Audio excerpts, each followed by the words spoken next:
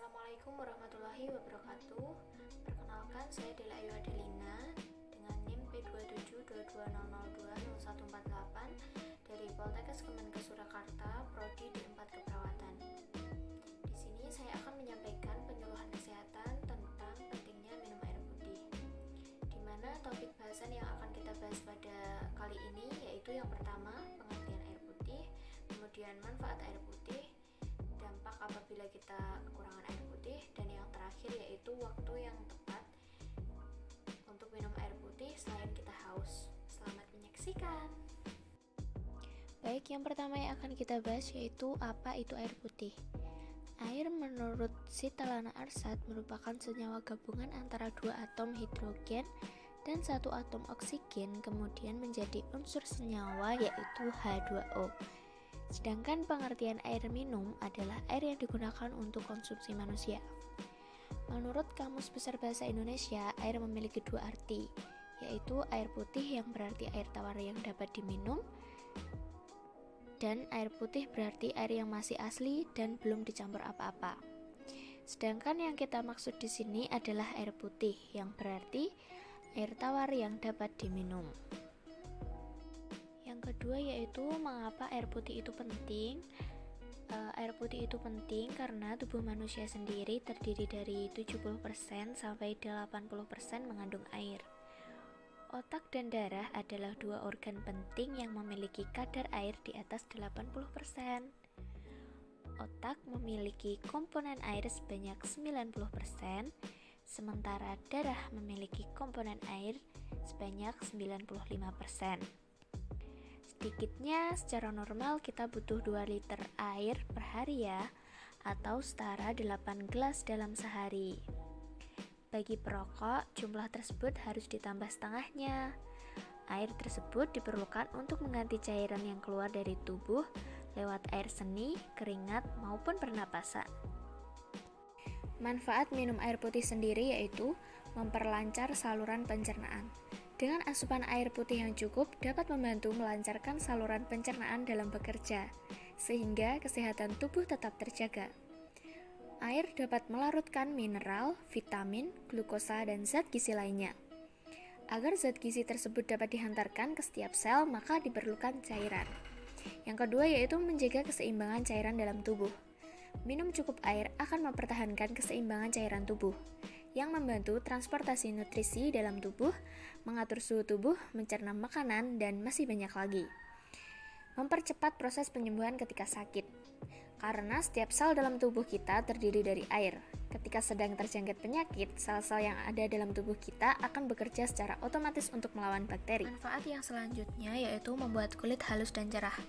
Minum air putih yang cukup dapat membantu melembabkan kulit, membuat terus segar, lembut, bercahaya, dan halus. Racun dalam tubuh dapat memiliki efek yang dapat menyebabkan kulit meradang, menyebabkan pori-pori tersumbat, dan akhirnya akan menyebabkan jerawat. Konsumsi air ini dapat meningkatkan proses pengeluaran racun melalui keringat secara lancar yang akhirnya dapat membuat kulit halus dan cerah. Kemudian menjaga fungsi ginjal, meningkatkan fungsi otak, dan yang terakhir mencegah penyakit berbahaya. Manfaat air putih lainnya adalah untuk mencegah berbagai penyakit kronis yang menyerang tubuh. Penyakit ini antara lain adalah stroke dan kanker. Namun ada banyak penyakit lain yang dapat dicegah dengan minum air putih minimal 2 liter per hari.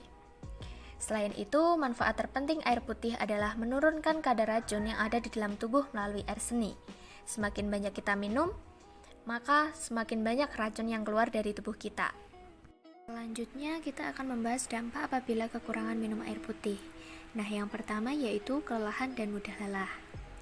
Seseorang yang kurang mengkonsumsi air putih akan mudah merasakan lelah. Hal ini disebabkan karena seseorang mengkonsumsi sedikit air, sehingga metabolisme tubuh dan cairan di dalam tubuh akan berkurang drastis.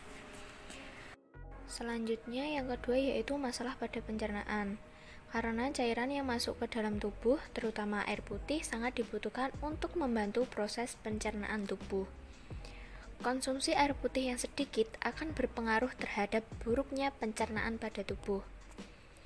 Beberapa masalah pencernaan yang muncul karena kurang minum air putih antara lain diare, sulit buang air kecil, sulit buang air besar, dan sakit perut. Yang ketiga yaitu kurang konsentrasi, karena daya konsentrasi dikontrol melalui otak. Efek kekurangan air putih, maka bagian otak pun akan mengalami kekurangan cairan. Kondisi otak yang mengalami kekurangan cairan ini akan menyebabkan berbagai gangguan konsentrasi, seperti mudah bengong dan melamun, sering salah dalam mengambil keputusan, sulit mengerjakan tugas, mudah melakukan kesalahan. Dan yang keempat adalah mudah mengantuk. Salah satu ciri orang yang kurang minum air putih adalah akan mudah merasakan ngantuk. Perlu diingat, air putih dan cairan berfungsi untuk menjaga kesegaran tubuh, sehingga ketika kita tidak minum air putih, maka tubuh tidak akan terasa segar. Akibatnya, kurang air minum mengakibatkan gejala sering mengantuk, menguap, dan mata yang terlihat sangat lelah. Yang kelima atau yang terakhir yaitu masalah pada ginjal.